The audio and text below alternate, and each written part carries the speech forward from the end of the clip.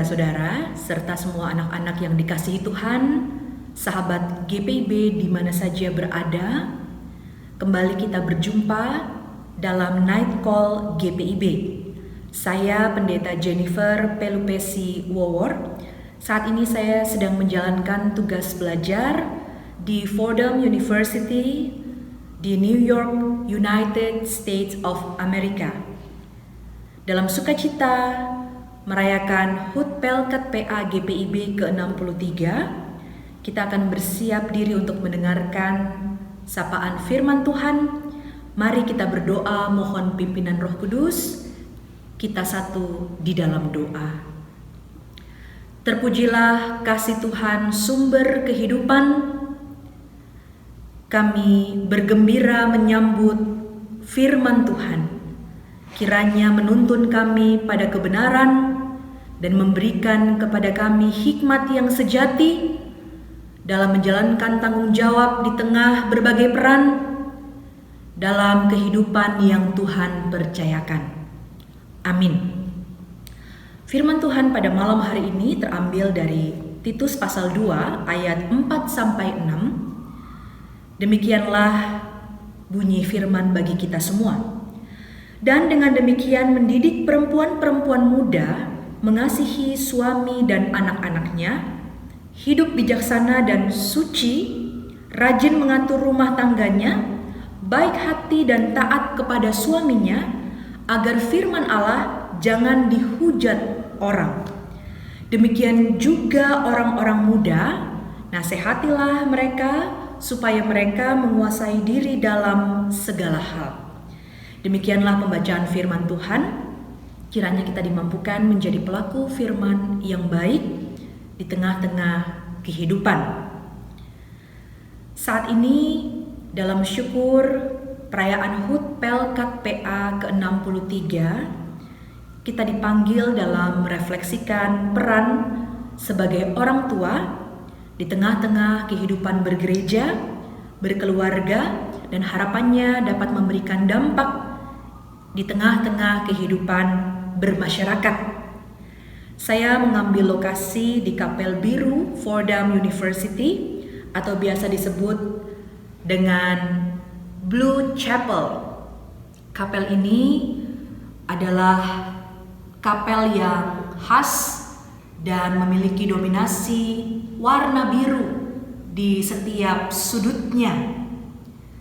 Kapel ini dibangun untuk mengenang seorang perempuan muda yang bernama Dolores Mary Colkin yang pada tahun 1937 sedang mempersiapkan diri dengan semangat yang besar untuk menjadi seorang mahasiswi di Fordham University.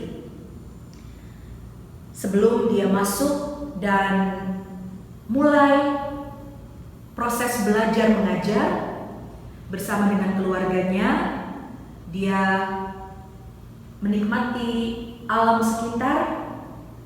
Namun setelah berenang, dia terkena radang tenggorokan. Pada zaman itu, radang tenggorokan tidak mudah untuk disembuhkan. Ia meregang nyawa sebelum bisa mengenyam pendidikan. Ayah dan ibunya, keluarga besar Colkin sangat berduka. Mereka terpukul atas peristiwa ini. Kapel ini dibangun untuk menguatkan mereka. Tadi kita melihat ada mozaik dengan warna-warna yang sendu, dominan warna biru, simbol dari duka cita. Dan ketika duka cita itu hadir, kadang kita merasa dalam kepingan-kepingan kekosongan. Apa maksud Tuhan di balik semuanya?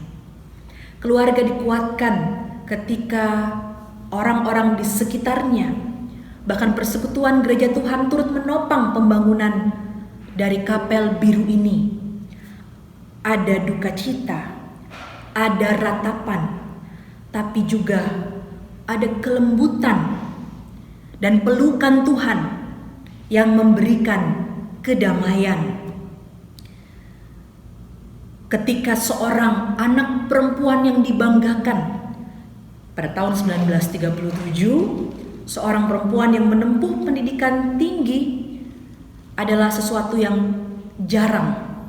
Oleh karena itu, ketika seorang anak perempuan berhasil untuk bisa masuk dan mau mengenyam pendidikan tinggi, namun kemudian tidak terjadi, ada kekecewaan yang sangat dalam. Tapi kekuatan itu diberikan melalui kuasa Tuhan. Dan inilah pesan yang juga mau disampaikan dalam Titus pasal 2. Dalam konteks budaya Kreta, di tengah perjumpaan masyarakat Laut Mediterania, di tengah situasi masyarakat Yunani pada saat itu, ada ajaran-ajaran sesat yang membuat orang-orang yang rapuh semakin dirapuhkan. Perempuan sebagai kelompok yang pada saat itu tidak terlalu mendapat tempat di masyarakat, begitu rentan dengan usaha-usaha untuk membawa ke dalam ajaran yang tidak benar. Akibatnya dalam kelemahan mereka menjadi goyang dan goncang, dalam kerapuhan mereka terpengaruh dan membawa ajaran yang tidak benar di tengah-tengah keluarga mereka kepada anak-anak mereka.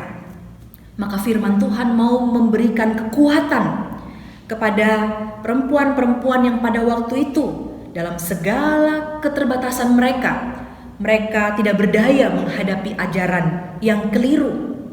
Ada pesan yang diberikan, kalau kita lihat dalam ayat 3 sebelum dari ayat 4 yang tadi kita baca, perempuan-perempuan yang tua diharapkan untuk melakukan tindakan-tindakan yang menjadi teladan, penguasaan diri untuk menjadi berkat bagi generasi setelahnya, perempuan-perempuan muda, bahkan kepada semua orang-orang muda.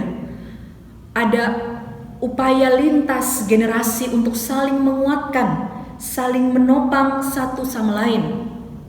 Dalam konteks kita, ketika kita saat ini berada dalam situasi untuk memulihkan diri pasca pandemi, kita sadar bahwa kita perlu melihat kelompok-kelompok yang rapuh dan rentan. Keluarga-keluarga pada saat ini butuh untuk ditopang. Begitu banyak orang tua yang overload, begitu banyak orang tua yang kesulitan untuk mendampingi anak-anak. Bukan lagi perempuan-perempuan saja, tapi orang-orang dewasa perlu dikuatkan. Kita dipanggil untuk menggemakan pelayanan intergenerasional yang tidak hanya mencakup program-program yang tertulis atau pembinaan-pembinaan intergenerasional, tapi yang paling penting dalam pelayanan intergenerasional adalah pelayanan yang berbasis nilai. Bagaimana kita menunjukkan teladan iman yang sejati kepada generasi yang lebih muda, tapi juga memberikan warna dari nilai-nilai penguasaan diri, khususnya dalam membangun relasi dengan semua jemaat Tuhan dengan anak-anak.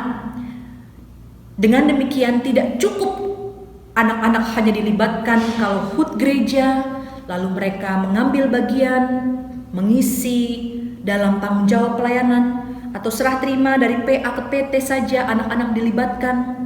Tapi kita bisa untuk terus dan terus menjadi gereja yang ramah anak, yang memberikan kesempatan kepada anak untuk merasakan kehangatan persekutuan. Dan ketika relasi yang ada adalah relasi yang luhur, bukan dominasi untuk kemudian menunjukkan siapa yang hebat dan siapa yang kuat, sehingga suara anak seringkali dibungkam. Program pelayanan anak lahir dari pemikiran orang dewasa dan bukan anak-anak.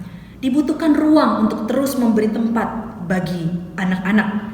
Apalagi dalam konteks budaya digital, ketika gadget seringkali mengambil tempat.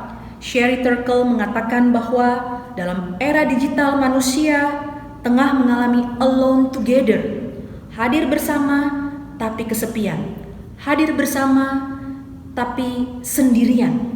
Itulah yang kemudian menjadi panggilan kita. Bagaimana kehadiran anak-anak dan orang tua dalam aktivitas bersama, tidak sibuk dengan gadget masing-masing, tapi saling melengkapi, sehingga ketika orang mengatakan gadget itu mendekatkan yang jauh dan menjauhkan yang dekat, kita berusaha untuk mengupayakan agar yang jauh menjadi dekat dan yang dekat semakin dekat. Ketika kita memberikan ruang, memberikan tempat bagi anak-anak kita, generasi yang adalah berkat Tuhan di tengah-tengah kehidupan. Kita dipanggil untuk mengingatnya. Secara khusus ketika riset akhir-akhir ini mengatakan 50% generasi gadget bahkan lebih memilih kehilangan indera daripada kehilangan gadget. Seolah-olah teknologi adalah bagian tubuh. Jika tidak membawa smartphone, sama seperti bagian tubuh diamputasi. Kurang lebih seperti itu ekstrimnya pemahaman ini. Kita dipanggil untuk memberikan sesuatu yang tidak bisa diberikan oleh gadget. Perasaan dikasihi, diterima, relasi yang saling menghargai, dan bukan mendominasi. Kita bersama dalam sukacita di hari ini terus mengingat harapan dari Pelkat PA GPIB. Dalam Mars Pelkat PA ada bagian yang dinyanyikan oleh pelayan. Tuhan jadikan kami pekerja yang tekun setia, dan dengan sukacita mau merawat benih, menyirami. Kiranya bagian ini tidak hanya dinyanyikan oleh pelayan PA, tapi juga seluruh orang tua, seluruh orang dewasa yang menjadi bagian dalam kehidupan anak-anak di gereja kita, sebagaimana panggilan dari Calvin bahwa semua anak-anak gereja adalah anak-anak eklesiastikal. Kita bertanggung jawab untuk menjadi pelayan mereka, apalagi dalam masa-masa ketika kita mau memperkokoh peran keluarga. Mari kita mengakhiri renungan ini dalam sebuah doa terinspirasi dari doa yang diajarkan Ignatius Loyola dan menguatkan juga Bapak dan Ibu Kolkin saat kehilangan anak mereka, sehingga kapel biru ini didirikan. Doa ini menggemakan cahaya pengharapan lintas generasi. Mari kita berdoa. Ya Tuhan, kuasailah seluruh kehidupanku, kebebasanku, memoriku, pemahamanku dan kehendakku. Semua yang aku punya, semua yang Engkau berikan dalam hidupku, anak-anakku, generasi muda yang ada di sekitarku, kepadamu ya Tuhan, kuserahkan semuanya. Biarlah Engkau memakai mereka sebagai anak-anak Tuhan, generasi yang Tuhan pilih untuk menjadi berkat bagi gereja, tidak hanya di masa depan tapi di masa kini.